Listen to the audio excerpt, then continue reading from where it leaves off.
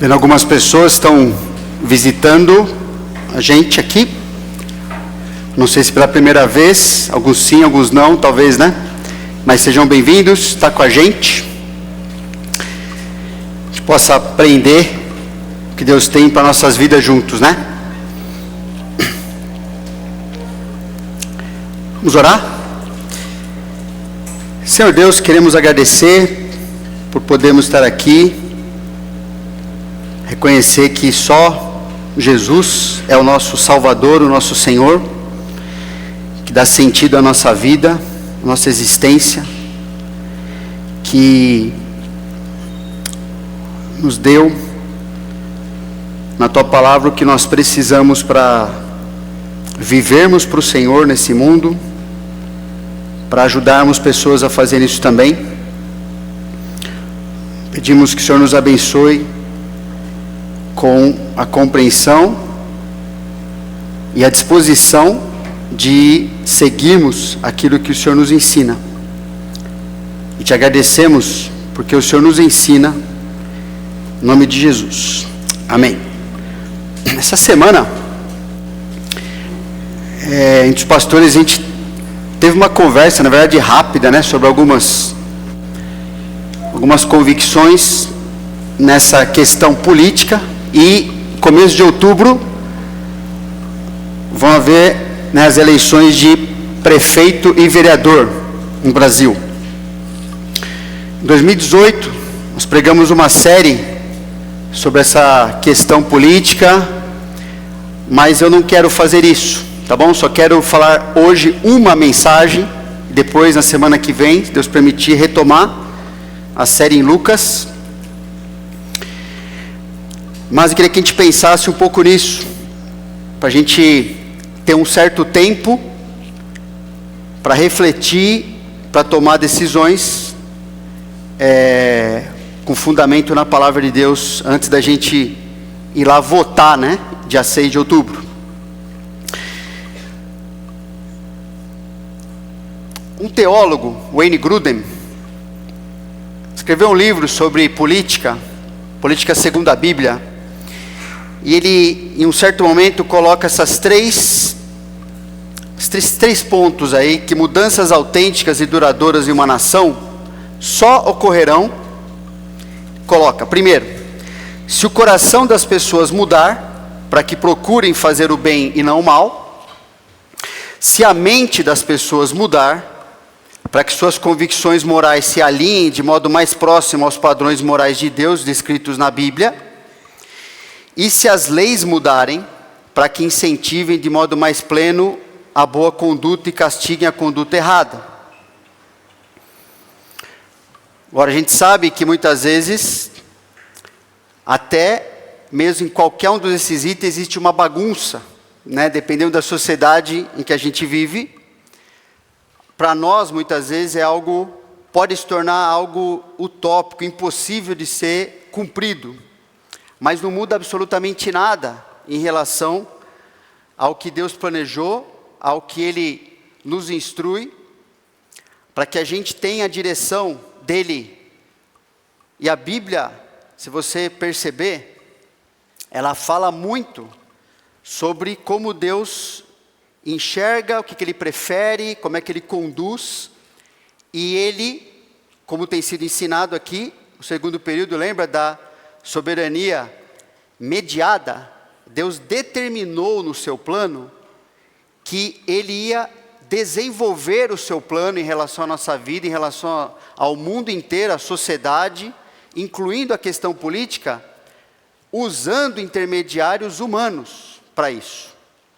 É assim que Deus planejou, e a gente sabe que se Ele planejou dessa forma, não importa, isso se aplica em qualquer sistema, Ele tem sempre os seus meios de desenvolver sua vontade e, inclusive, de condenar aqueles que se opõem à sua vontade, seja aqui ou na eternidade. A Bíblia explica bem claramente isso. Bom, em relação ao número 1, aí o item 1, o coração das pessoas vai mudar para que procurem fazer o bem e não o mal. Isso se dá por meio do evangelismo pessoal e do poder do Evangelho de Jesus. Porque o coração das pessoas só muda quando Cristo entra lá dentro, quando ele passa a ser o Senhor, como a gente acabou de cantar aqui. Enquanto numa transformação, a partir do relacionamento com Jesus e o poder do Evangelho em transformar as pessoas, o coração não muda. Em relação ao item 2, as mentes das pessoas, eu sei que a Bíblia inclusive ela mostra, né, uma conexão entre coração e a mente, ok? Mas pensando mais no sentido da mente, as pessoas terem seus pensamentos, suas convicções. Para que isso aconteça, essa mudança, isso muitas vezes vem por meio de conversa, do ensino pessoal, de diálogo, de debate político, de confronto de ideias, ok? E o item 3, as leis mudarem, ok? Para que incentive o que Deus aprova e condene o que Ele reprova, isso se dá por meio do envolvimento político, inclusive dos cristãos. E esses 3 itens são necessários, ok? Para que haja uma mudança permanente em qualquer sociedade. Agora vamos pensar aqui em relação ao item 1, coração das pessoas mudar, para que procurem fazer o bem e o mal. Bom, por isso que o Evangelho é vivido e proclamado, certo? Essa é a ocupação essencial da igreja. Por meio do quê? Do evangelismo pessoal, não é? As pessoas vão ouvir o Evangelho, elas vão sempre responder o Evangelho, sim ou não, elas fazem isso o tempo todo, de maneira consciente ou não, e isso é feito não só por o que a gente fala, mas Deus planejou que é por meio do convívio com elas também, para mostrar o quê? Que de fato o Evangelho transforma o coração de pecadores, não importam quem sejam essas pessoas, não importa o que elas tenham feito. Então isso foi uma ordem dada e autoridade dada aos discípulos. Jesus deu essa ordem e deu autoridade de ir até as pessoas e apresentar a verdade de que Jesus Cristo, sendo Deus, veio a esse mundo para resgatar o ser humano de uma vida escravizada pelo pecado e viver para si. Veio a esse mundo também receber sobre si mesmo, né, Jesus, a punição do nosso egoísmo, dos pecados que nós cometemos, e dessa forma libertar dos pecados, tanto da penalidade do pecado, quanto da culpa do que nós fizemos. Libertar quem? Todo aquele que confia que Jesus morreu pelos seus pecados, e que Ele está vivo para provar que sua morte foi aceita por Deus como suficiente para lhe perdoar e dar uma nova vida, para ser vivida de acordo com o que é agradável a Deus, certo? Então, esse trecho aí, Mateus 28, 18 a 20, Jesus aproximando-se, falou-lhes dizendo: toda autoridade me foi dada no céu e na terra, ide, portanto, fazei discípulos de todas as nações.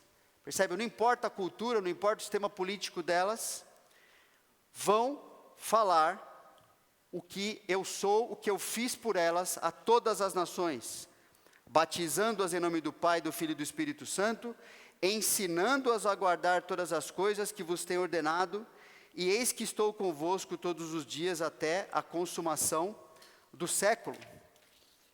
E o que acontece quando as pessoas creem no Senhor Jesus, é o trecho também muito conhecido: porquanto a graça de Deus se manifestou salvadora a todos os homens, educando-nos para que, renegadas a impiedade e as paixões mundanas, vivamos no presente século, agora no mundo, do jeito que ele está, mas de maneira sensata, justa e piedosamente, aguardando a bendita esperança e a manifestação da glória do nosso grande Deus e Salvador Cristo Jesus, o qual a si mesmo se deu por nós, a fim de remir-nos de toda iniquidade e purificar para si mesmo um povo exclusivamente seu, zeloso de boas obras.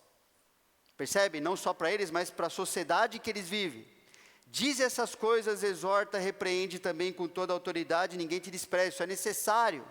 Então essa é a missão da igreja, essa é a essência de tudo que deve ser feito pelo povo de Deus. Se isso não é feito, não importa, nada mais faz sentido. É para isso que Deus salvou pessoas e está transformando pessoas, para que elas vivam dessa forma e proclamem por que elas vivem assim. O que Jesus, o que Deus tem a ver com isso? O tempo de hoje, percebe, que a gente vive, sempre é um tempo muito oportuno de viver e pregar o Evangelho. Por quê? Porque ele fala no presente século, ou seja, no sistema contrário a Deus. Ele sempre, esse sistema contrário a Deus, apresenta o Evangelho da mentira. O tempo todo e todo dia está fazendo isso, de muitas maneiras. Qual é o Evangelho da mentira? O Evangelho da mentira é que o ser humano simplesmente existe nesse mundo. Ele existe, certo? E não precisa se preocupar com a existência de Deus e com qualquer padrão moral que esteja além dele mesmo, dessa própria pessoa. Então ele não precisa se preocupar. Ele só vive, ele existiu aqui, não sabe de onde ele veio, para onde ele vai, tá certo? Então ele vai vivendo e se importa somente consigo mesmo, porque afinal de contas Deus não existe, padrão moral não existe. Então o sistema prega o tempo todo esse evangelho e prega sua mentira de maneira incansável, mostrando, uma preocupação e ódio em relação a Deus e tudo que ele representa. Agora, isso é interessante, porque a mesma sociedade, o mesmo sistema que tenta negar a existência de Deus, ele é extremamente preocupado com esse Deus que ele fala que não existe, não é? Ele afirma não existir esse Deus, só que a Bíblia explica que Deus e seus padrões são inevitáveis à consciência humana. Não tem como escapar da realidade de Deus. E o homem sem Deus reage a isso. Ele comprova que a Bíblia está certa, ainda que ele não creia em Deus. Porque ele está o tempo todo lutando. Não, mas ele não existe, mas não pode ter certo e errado, mas eu não acredito nisso aqui. E a sua vida vai tendo inúmeras consequências, e perdendo a sua vida, ok?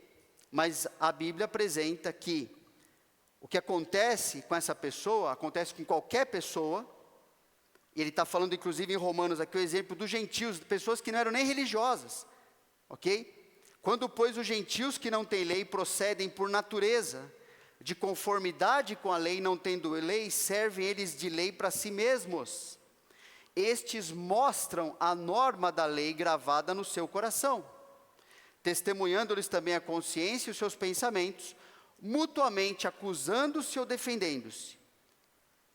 Agora, qual vai ser o critério que Deus vai usar para mostrar que ele realmente existia, estava certo de viver dessa forma que Deus falou? No dia em que Deus, por meio de Cristo Jesus, julgar os segredos dos homens, de conformidade com o meu evangelho.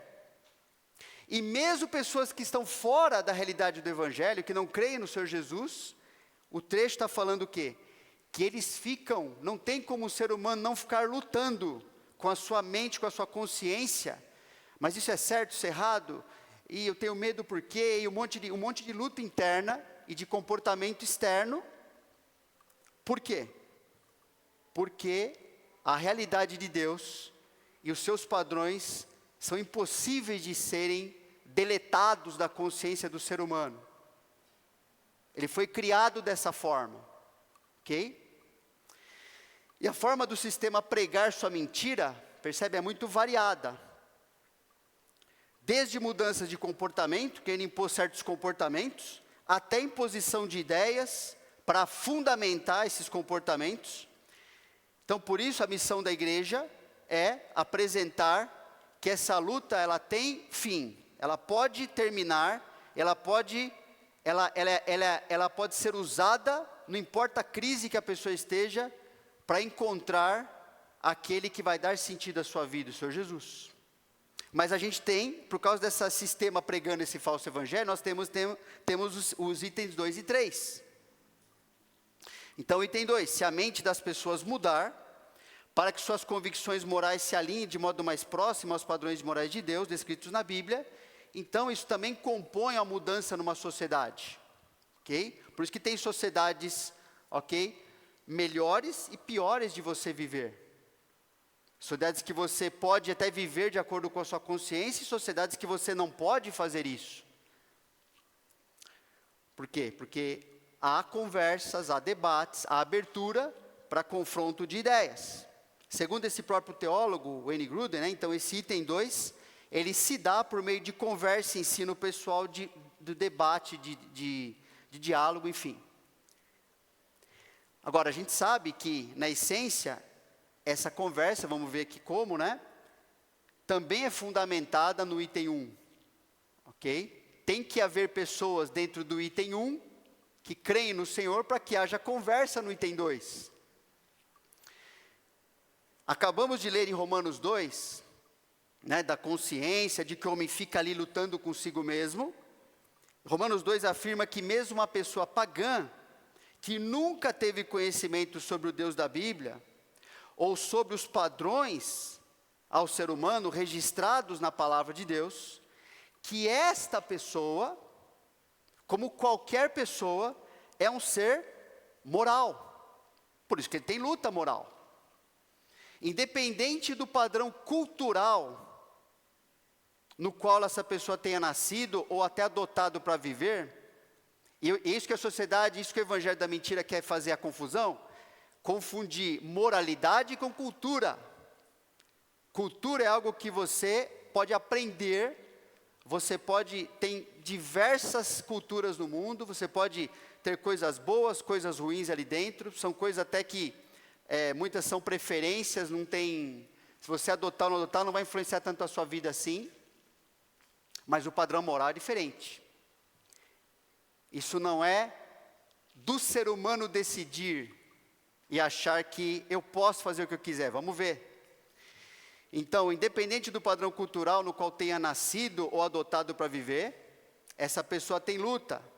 Ou seja, ela reconhece e faz escolhas que diferenciam entre o bem e o mal, entre o amor e o ódio, entre esperança e desespero, entre a vida e a morte. Todo mundo, de qualquer cultura, faz isso. Todo mundo tem essa luta, decide baseado em fazer essa diferenciação. Qualquer pessoa, né, não importa os seus padrões morais, ele reage quando as coisas acontecem de modo diferente daquilo que ele julga ser melhor. Não importa o que ele acredite. Pode acreditar uma coisa completamente diferente do que você acredita. Mas se for algo, ok, que mexeu, que ele prefere outra coisa, ele vai reagir. Ele vai mostrar que faz diferença sim, não é tanto faz. Por quê? Porque ele é um ser moral. Ele precisa reagir a coisas que ferem o que ele acredita, aquilo que ele acha certo ou melhor para a vida dele. E a gente não está falando nada de qual padrão, percebe? Falando de qualquer que seja esse padrão. O problema é que quando cada pessoa, e essa é a tentativa, né, utópica do tempo que a gente vive, na verdade, Romanos vai mostrar que sempre foi assim, desde Gênesis 3 sempre foi assim, né, que quando cada pessoa acredita que seus padrões pessoais são a resposta final para a sua vida, isso agride outras pessoas que, dentro dessa mesma linha de raciocínio, devem ter o mesmo direito de viver segundo os padrões que escolheram para viver também, e assim qualquer sociedade se tornaria caótica e autodestrutiva. Dá um exemplo. Trabalhar versus roubar. Imagina duas pessoas defendendo que ambos os padrões estão corretos. Um acredita, não, assim, trabalhar é certo, é assim que eu consigo aquilo que eu acho que eu preciso. Outro fala, não, roubar é o jeito que eu acredito que eu consigo o que eu preciso. Se não existe uma moral superior que determina o que é certo e errado, o que acontece com essa sociedade só de duas pessoas? Bom, vai se tornar uma só daqui a pouco, não é? Vai só sobrar uma. Nossa sociedade vai se destruir. Se cada um impor e tendo o mesmo direito, é isso que acontece. Outro assunto mais espinhoso, talvez, né? Chamada liberdade sexual. Porque o primeiro parece para nós, não, mas isso aqui é mais tranquilo. E esse aqui? Imagina que uma pessoa acredita que pode fazer o que quiser com o seu corpo, mas propõe fazer isso com o filho de uma pessoa que acredita que o corpo deve ser usado dentro de certos princípios. E agora? Se não existe uma moral superior que determina o que é certo e errado, o que vai acontecer com essa sociedade dessas pessoas? Logo vai se autodestruir. Porque eu não vai se dar. Por que o que você quer fazer é melhor do que o que eu quero fazer? Tem que haver, seja qual for exemplo, para pegar qualquer assunto, tem que haver uma moral que está além, superior ao próprio ser humano. Ok? Mesmo daqueles que defendem o tipo, o que eu faço não interfere na vida dos outros. Porque isso não existe. Qualquer coisa que eu quiser fazer com a minha vida, porque eu fui criado por Deus de maneira social, vai sempre interferir. A vida não acontece fora dos relacionamentos. Então sempre apresenta, a pessoa mesmo que defenda se eu faço o que eu quero, não interfere, não atrapalha ninguém, sempre apresenta a necessidade de haver um padrão superior, que vai além dos padrões do próprio indivíduo, para que se proporcione uma vida possível ao indivíduo e à sociedade que ele vive. É justamente isso que a Bíblia apresenta como verdade, quando afirma que Deus é o ser moral, do qual nos desviamos, e que ao retornarmos a esse Deus, recebemos a vida que precisamos, tanto para nós mesmos, quanto para o relacionamento com os outros e para a sociedade que a gente vive. Isso só é possível por causa da existência de duas verdades absolutas, que estão o tempo todo na Bíblia. O dever de amar a Deus, e a partir disso, do que Deus define que é amor, porque Ele é amor, o que Ele falou que é, a partir do relacionamento com Ele, então, a segunda verdade absoluta, que é o dever de amar o próximo como você ama a si mesmo. Jesus falou: amarás o Senhor teu Deus de todo o teu coração, de toda a tua alma, de todas as tuas forças, de todo o teu entendimento. E amarás o teu próximo como a ti mesmo. Jesus estava respondendo como é que a gente devia lidar, tratar, viver com as pessoas. Então, não tem como escapar disso. Qualquer padrão moral tem que dar conta dessas duas coisas, senão não existe convívio, não existe vida entre duas pessoas. Tem que ter uma moral superior, que é Deus, o relacionamento que Ele estabelece conosco. Escreveu um livro para nós, sobre o que é o ser humano, o que ele precisa, como é que deve viver. E a partir disso eu me relaciono com os outros. Não está em mim a moral, está em um ser superior. Olha que interessante, Romanos 13, o trecho que fala sobre submissão às autoridades, inclusive. Ele diz: pois isto, não adulterarás, não matarás, não furtarás, não cobiçarás. Alguém gosta de sofrer isso? Em qualquer cultura, não, ok? E se há qualquer outro mandamento, ele está resumindo aqui, tudo nesta palavra se resume: amarás o teu próximo como a ti mesmo. Agora, quem estabelece o que é adultério, quem estabelece o que é matar, quem estabelece o que é furtar ou cobiçar, não é o próprio ser humano, certo? Porque eu posso fazer essas coisas e achar que está tudo bem, e você também pode fazer em relação a mim. Então a moral está muito acima, é de um ser superior, não está em nós. Por isso que é possível, Deus é amor, portanto Ele define o que é amor, e nos dá a capacidade de promover o que é melhor aos outros, que é amar, para alcançar o que Deus definiu como amor, tanto para os outros quanto para mim. Então por isso, como cristãos, conversas, ensino, diálogo, debate, enfim, os relacionamentos devem ajudar as pessoas a refletir que a moral cristã se fundamenta num Deus pessoal, muito superior ao ser humano, um Deus transcendente, está muito acima, Ninguém imaginaria, ninguém criaria as coisas e faria elas funcionar do jeito que Deus imaginou e executou. E continua sustentando, inclusive, e se relacionando com as pessoas baseado nesses padrões absolutos que Ele colocou na Bíblia. Então, o ser transcendente está muito acima de nós. Mas, ao mesmo tempo, Ele é o modelo perfeito. Jesus veio a esse mundo como Deus, como homem, né, na mesma pessoa, como modelo perfeito do qual o ser humano deriva a sua própria imagem, a fim desse ser humano ser o que ele deve ser, a fim dele conseguir realizar o potencial para si mesmo e para a sociedade que ele vive. Isso era um plano lá desde Gênesis, capítulo 2, capítulo 1 na verdade.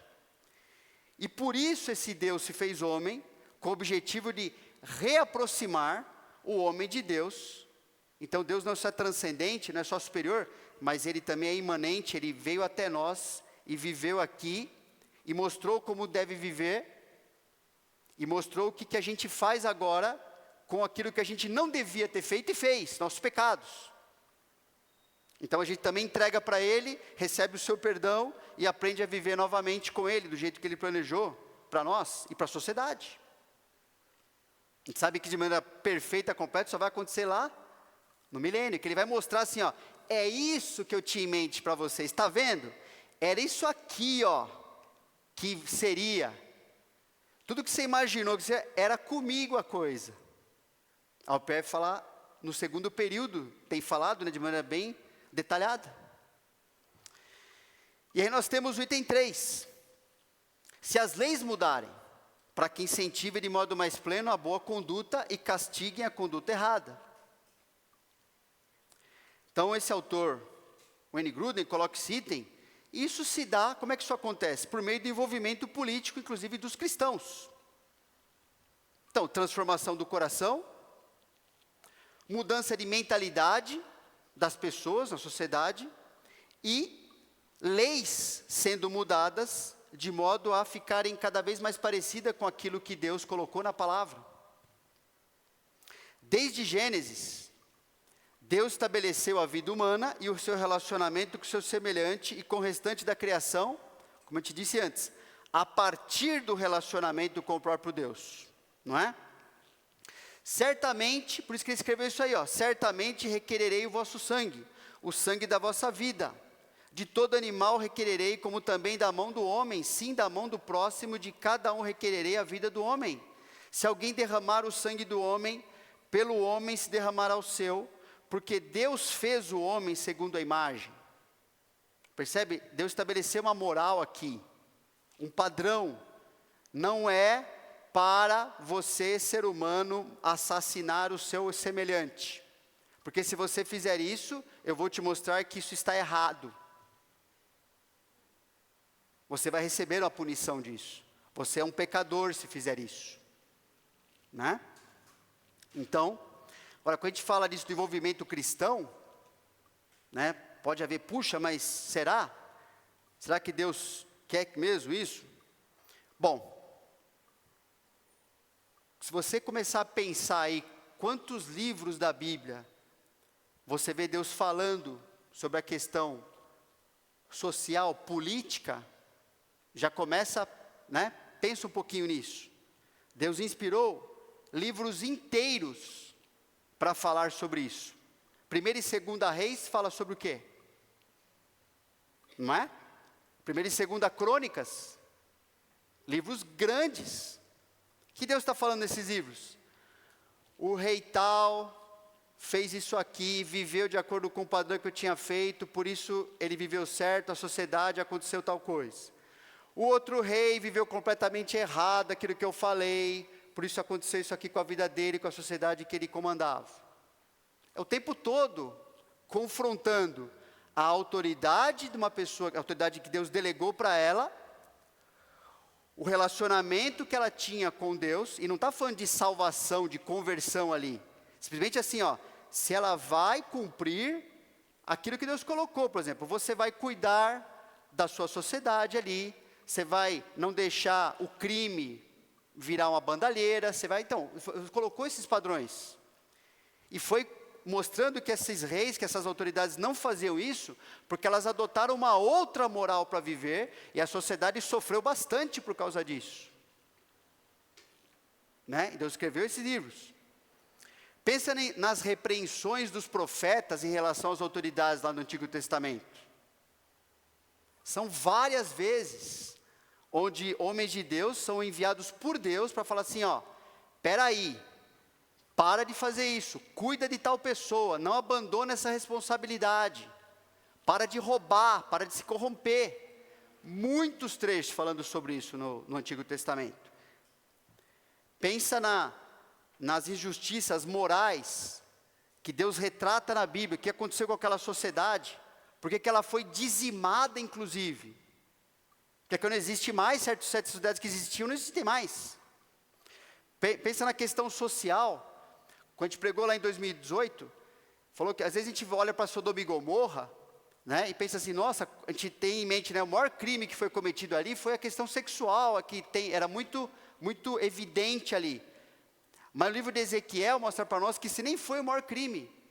Aquilo, na verdade, foi um resultado de uma visão distorcida, de um desprezo ao ser humano. Então, você, quando despreza o próximo, você acha que tem o direito de fazer o que você quiser com o corpo dele. Porque você despreza, você olha ele como um animal. Ué, o que a nossa sociedade fala que nós somos? Evolução de um animal. Por isso tanto desprezo, por isso tanta loucura numa área como essa. Não é? E ali no texto de Ezequiel fala que Sodoma e Gomorra pereceu porque ele abandonou responsabilidades sociais importantes. Deixou o pobre virar miserável, deixou a viúva ser totalmente desamparada, né? Não é por causa da categoria dessas pessoas, mas por causa da falta de recursos e uma sociedade tendo o que fazer com isso, né? Não fez. Deus se importa com isso. Pensa do outro lado, por exemplo, como Deus exalta a administração do José no Egito, do Daniel na Babilônia, como é que Deus exalta a boa conduta de Neemias lá na cidade de Jerusalém, João Batista repreendendo o rei Herodes por causa da sua vida imoral, Paulo confrontando um dos reis ali, e o rei falou assim, agora chega Paulo, eu vou parar com esse assunto aqui, já estou incomodado. Por isso, a gente tem alguns princípios importantes, uma vez que a gente percebe que não existe a possibilidade de vivermos isentos da vida política, percebe? Deus nos criou nisso, na vida política uns com os outros, Deus planejou a vida de cada um, dentro de uma sociedade com outras pessoas, é assim que nós fomos criados, para isso, ok? Então, alguns princípios. Eleições atestam para a necessidade de mudança no poder político, não é? Provérbios 28:2, por causa da transgressão da terra, mudam-se frequentemente os príncipes, mas por um sábio e prudente se faz estável a sua ordem. Ok? Mesmo, percebe, mesmo no sistema de monarquia, onde muitas vezes é só Deus que mudava as pessoas dali, mas Ele mudava. Se nosso sistema hoje é outro, a gente vai usar outros meios, o voto é o meio de exercer a minha vontade, baseado nesses princípios que a gente está vendo, para que a sociedade seja o que Deus quer. Porque se ela se tornar cada vez mais o que Deus quer, o homem vai encontrar o que ele quer lá dentro, e o que ele precisa de verdade. Agora, isso não vai acontecer de maneira plena, a gente sabe disso, mas como eu falei antes, existem sociedades onde você pode viver de maneira muito mais parecida com o que Deus planejou, e outras que você não pode viver desse jeito. Ok?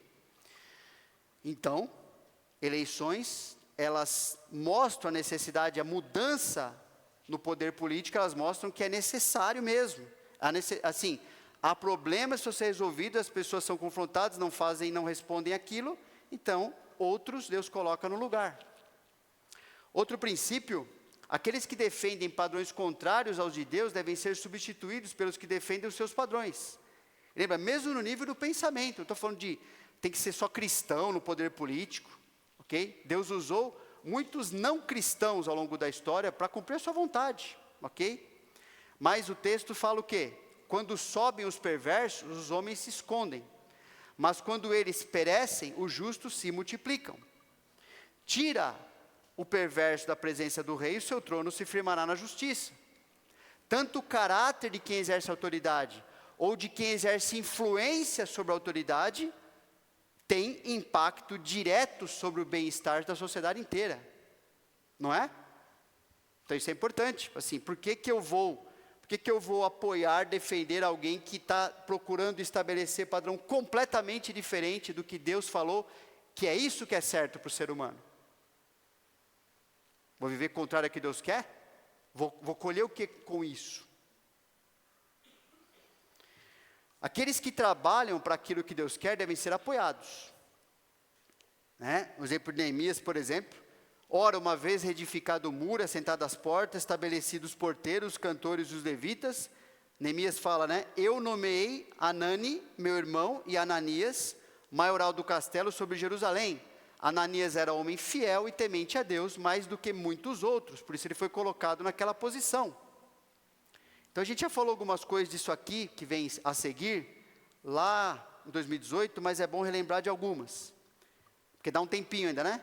Verifique como cada candidato se posiciona em questões morais e éticas definidas na Bíblia. Não importa se ele é cristão ou não estou falando disso, falando como é que ele se posiciona. Não vote em candidato condenado pela lei, porque é desprezar um decreto de Deus com consequências para quem o despreza. Você está apoiando, né, a pessoa que é criminosa. Então depois não pode reclamar quando ele continuar cometendo os seus crimes. Você colocou ele, ajudou a colocar ele lá. Ok? Agora então no Brasil ficou difícil, né? Verifique como o candidato se posiciona ante as injustiças sociais. Deus define na Bíblia o que é justiça, o que é injustiça, como que elas devem ser sanadas, por que meios, quem que se envolve, quem que não se envolve com aquilo, ok? Como ele se posiciona. Mais do que isso, verifique como e por que motivo o candidato já tem trabalhado na diminuição dessas injustiças e desigualdades. Como é que é a sua vida pública, o que ele já fez com os cargos que ele ocupou, o que está fazendo o seu mandato atual, seu projeto de lei visa conseguir o que com aquilo ali? Precisa pensar, precisa decidir, baseado nisso. Verifique como o candidato tem usado o dinheiro público, né? Como é que ele está fazendo o seu mandato anterior? Né? Uma vez eu conversei com um candidato aqui de Campinas, um candidato a vereador, muitos anos atrás, que ele explicou para mim, porque que ele estava sendo rejeitado pelo seu partido. Porque o esquema era assim, né? Você pegava a sua verba, lá no seu cargo, e já ia fazendo uma poupança, né? Aquilo foi designado por lei para ser usado em benefício do município. Mas aquilo ele ia fazendo já uma poupança, não preocupado com o benefício do município, mas assim, para a sua reeleição. Então vai juntando o que você vai precisar, e é bastante dinheiro, para você garantir a sua reeleição. Isso é crime, né? Ele falou, não vou fazer e por isso o partido não quer que eu fique mais lá dentro. Ok? Então, atente, e se houve corrupção, né? Importante. Atente para as coligações partidárias do candidato, bem como as pessoas que ocupam ou ocuparão o cargo com ele. Lembra, aquilo que influencia essa pessoa, vai influenciar a sociedade inteira também. Relacionamentos representam ideias e ideais em que a pessoa acredita, por isso que ele se junta a certas pessoas. De que forma as propostas do candidato são possíveis de serem realizadas? É importante, né? Pensar nisso, será que isso é possível? Será que está falando uma coisa para simplesmente, né? Propaganda enganosa, não vai acontecer isso nunca. Então, alguns critérios. E, para encerrar, devemos interceder pelos que ocupam cargos de autoridade. Ok? A Bíblia fala, antes de tudo, pois exorto que se use a prática de súplicas, orações, intercessões, ações de graça, em favor de todos os homens, em favor dos reis e de todos os que se acham investidos de autoridade, para que vivamos vida tranquila e mansa, com toda a piedade e respeito. Percebe? Existe uma moralidade determinada em cada palavra dessa aqui. O que é uma vida tranquila? O que é uma vida com piedade? E está falando para uma sociedade que é não cristã. Mas está falando que nós, como cristãos, devemos orar, ok? Já vimos que nós devemos trabalhar, inclusive, para isso, para que isso aconteça. E o versículo 3, isto é bom e aceitável diante de Deus, nosso Salvador. Ou seja, eu devo fazer isso. Devo apoiar o que Deus quer. Devo orar pelos que estão fazendo dessa forma. Okay? E orar para que Deus também remova quem não está fazendo dessa forma. E eu tenho o poder de me manifestar, eu tenho o poder de votar, eu tenho o poder de colocar minhas opiniões do jeito que eu quiser colocar, e é bom que seja de acordo com o que Deus pensa, porque eu tenho certeza que eu estou falando a verdade, não simplesmente uma opinião. Então, o trecho fala para a gente orar com discernimento, né? Pelas diversas autoridades, em diversas situações que envolvem essas autoridades. Todo tipo de oração, né? Súplica, intercessão, ação de graça, indicam diferentes situações que envolvem essas autoridades, né? Reis e todos os que se acham investidos, ou seja, do menor ao maior ali, e para que vivamos vida tranquila e mansa. Depois Paulo inclusive vai falar que essas pessoas precisam ouvir o item 1, o evangelho, que é a forma melhor e mais segura e garantida que, se houver transformação de coração, aí sim, elas vão inclusive ter poder e coragem de defender o que Deus defende, porque agora ela é um filho de Deus, uma filha de Deus. Agora tem poder para viver dessa forma, como um cristão normal. E ele dá o motivo que essa obediência de orar, de se envolver, é apropriada, é recomendável, é útil. Por isso que a palavra bom significa. E agrada, é aceitável a Deus. Porque a gente fala muito de política, né? Geralmente de que jeito? Isso aqui não dá certo. É comum. Mas Deus está falando assim, ó, vamos fazer diferente. Vamos trabalhar pelo que Deus aprova, vamos fazer nosso papel, vamos orar por essas pessoas, vamos votar, vamos fazer o que a gente pode fazer. Amém? Senhor, obrigado. A gente sabe que na Tua palavra tem muitas orientações, muitos princípios, e agradecemos que a gente pode ter essa oportunidade de pensar em alguns juntos, hoje. Nos ajuda, que a Tua palavra, ela estabeleça no nosso coração o que o Senhor quer.